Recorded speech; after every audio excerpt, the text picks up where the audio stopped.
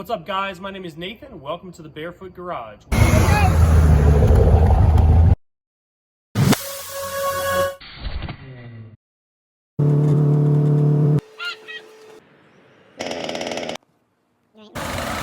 in it! Go, go, go, go, go! What's up, everybody? Welcome back to the Barefoot Garage. And today, we're working on a 914 that isn't mine. This car is a 1973, and today we're going to install the 914 rubber 19mm master cylinder with the easy install kit. I'll show you why this is a better product and a better way to go than your stock or parts store or rock auto replacement in a few minutes here. His master cylinder believed to be stock and is a little bit weak. So we'll pull that thing out of there, we'll get this in. We are going to use a power bleeder to bleed this thing back, and then maybe we'll go for a test drive and try out the new parts. So let's take a look at everything we need to get this job done. These are the tools you need to change your master cylinder. You will need a 13 and a 17mm wrench or socket to remove the tray. You will need a 13mm to remove the bolts for the master cylinder. I have a line wrench. This is a 7/16 open end line wrench. I highly recommend you get one of these to do this job. The line wrench will take off the rear line and one side of the front. You'll need the 17mm to take off that banjo bolt style fitting with the brass washers. Once you have that off and on the bench, you will need a 19mm in order to get the new screw-in fittings into the 914 rubber master cylinder. To cut those lines, I typically use just a straight pair of cutters. You could use a razor knife if you really needed to, and you're going to need a pair of just slip joint pliers to be able to get those spring clamps up in place. And then I used a socket or a flathead for the one worm drive clamp. If you have to take out your pedal board, if you don't have air conditioning or a console, I'd start with taking out the pedal board. If you do have a console or air conditioning, I would do that as a last resort. You'll need some Allen keys for that. You're always going to need a good light when you're under your car, unless you've got a lift and you have the ability to do that. For bleeding the master cylinder, I did not bench bleed it. I do not have those fittings, but I do have a motive power bleeder, which I highly recommend. Find some of your car buddies, share it, get one of these, because honestly, it makes this job so easy. Bench bleeding is kind of a moot point. So I do use this old school vacuumy bleeder as my catch can, and you're gonna need some fluid. This is a 3-4. So you'll put some in the reservoir and you'll put some in the bleeder to do that. So these are the tools you need to do the job. Let's jump under the car and take a look. All right, first step, jack up your car. So the reservoir for the brake system is right here under the frunk in the 914, and we will go underneath and we're going to remove the access panel and take a look at the master cylinder first. So let's go underneath and we'll get that piece off, and then we will loosen our reservoir and lower it down. So we're under the 914, and this panel right here is our access panel. Now this car has AC on it, so you can see the frunk is cut out. There are 4 bolts on this. There's 2 of these larger and 2 of the smaller size. So we're gonna go ahead and pop these out, and we'll be able to get to the master cylinder.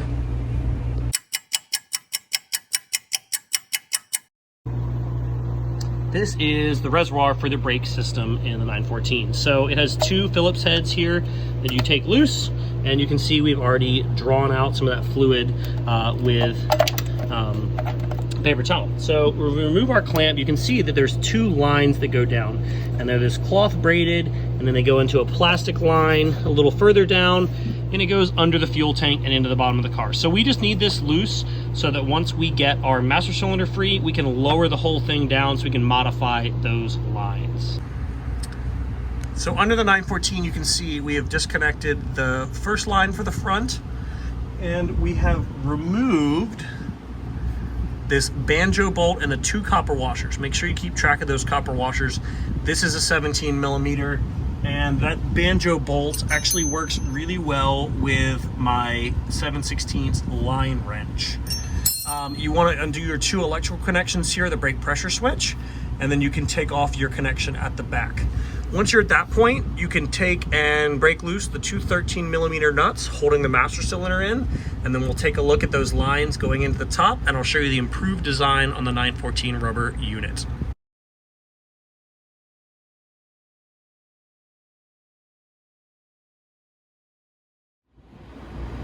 This is the inherent problem with the stock style master cylinder. You can see the flare on the line here. You can see this rubber gasket, and it kind of just pushes together. And if you don't get this just right under the car, what happens is what happened here. A little rubber gasket falls out and your line leaks and becomes disconnected. So we're gonna pull this thing off the car, and then we are actually gonna cut a piece of this line and clamp some rubber on, and I'll show you the new master cylinder and how it addresses that. Old master cylinder, new master cylinder. You can tell the diameter of the bore here, 17 millimeter, 19 millimeter. It's gonna move a lot more fluid with less pedal effort. But the big deal here is what's called the Easy Install Kit from 914 Rubber. This has that rubber grommet, and it kind of just pokes down in there. Theirs is threaded, and it accepts this really cool O-ringed nipple that you can put a piece of hose onto. So what you actually do is take the hard line that's here, cut it, clamp the hose to it, clamp the hose to this, put it in there, ready to go. So it's just a little bit much more sanitary connection. So what we're going to do now is we're going to modify those lines and clamp these on. Then we'll clamp them to the master cylinder, slide the whole thing back up, and put it in place.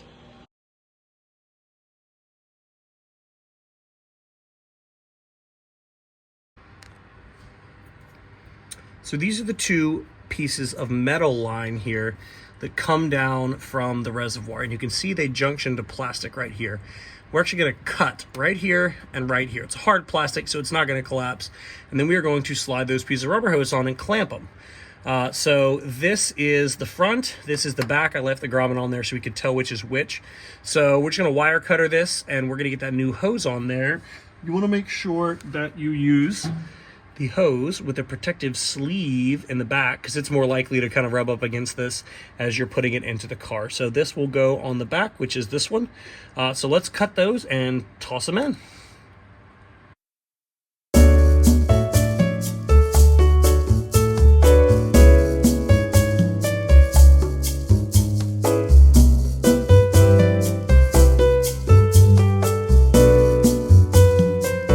So these lines are on.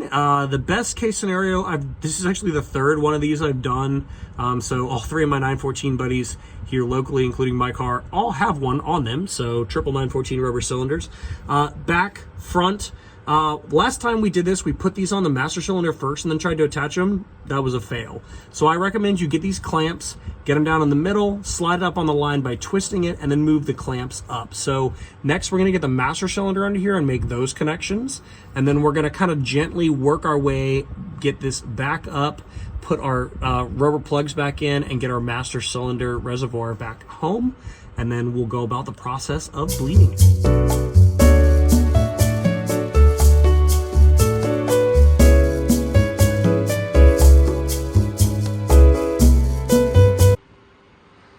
And there you go. We've got our lines hooked up. We got one worm drive clamp, and we put that one in the front, put the spring clamp in the back with the guard on the hose on the back. Still have the plugs in here. I honestly will probably pull those out before we slide this thing up. What you need to make sure that happens is when you put it into the floorboard, that your cylinder push rod goes right through the end of your new nice rubber grommet and into the master cylinder.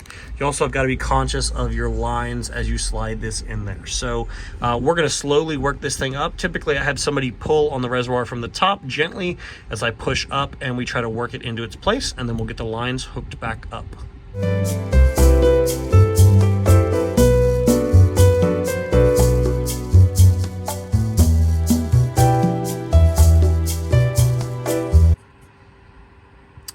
Master cylinder is in place. Now you can see I've gone ahead and reattached that rear line after I tighten these two 13 millimeters here, and then we'll get our brake sensor hooked back up in just a minute. On the front one here, there's a sequence that you've got to do this. So you can see I have a copper washer that's going to go between this line and the cylinder. Then I have a copper washer, second one here, that's going to go between this and the head of this 17 millimeter hex here. So I'm gonna put these in order here, and you guys can see how it goes. So like I was saying, you want one here that goes through, And then you need your other one on the inside like this. And then you can go ahead and line that sequence up with the hole in the master cylinder and get that started. So we'll get this thing started here and we'll tighten it down, and then we'll add the second line for the front here to that one. So get it going as much as I can, hand tight, grab that 17 millimeter and send it home. Those copper washers are super important. I almost lost one and went locally looking for that size, and it's kind of unobtainium. So moral of the story, don't lose it. So we'll get this guy nice and snug down. I'd say that's sufficient. And then we will just kind of work this other front line in here. Make sure that that line goes in nice and straight. I typically don't put a line wrench on it until I have done this by hand. So if I jiggle the line while I am turning it by hand, that kind of tells me that it's in there nice and straight, that I'm getting it on without getting it too crooked, and making sure that it is going to stay home. So as I said earlier, I have one line wrench in my garage. It's the only one I have. I don't even know where it came from, but 7/16 fits this probably metric brake line perfectly. So brake lines are not something you need to torque to some insane spec, but get it on there nice and snug. And then once you've bled it, or you're starting to bleed it in our case, double check it. So tight here, copper washer fitting, copper washer. All right, we're back up top. We got the strap back on, and we put fluid in the master cylinder. And we are going to use this Motive power bleeder here. So I bought this a while ago, and I have basically only the adapter for this European style master cylinder. So we're going to put the power bleeder with some fluid in it. We're going to hook it up, and then we're going to pressurize it, and then we should be able to just crack the bleeders and go.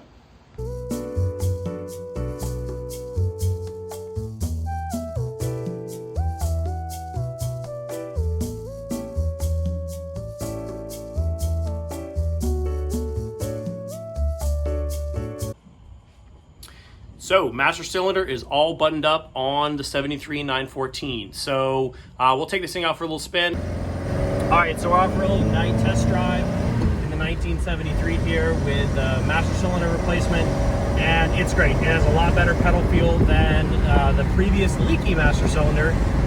Maybe needs a little bit of push rod adjustment. That would be a step that I would probably check if you take your footboard out before you put it back in, because now we got to probably do it again.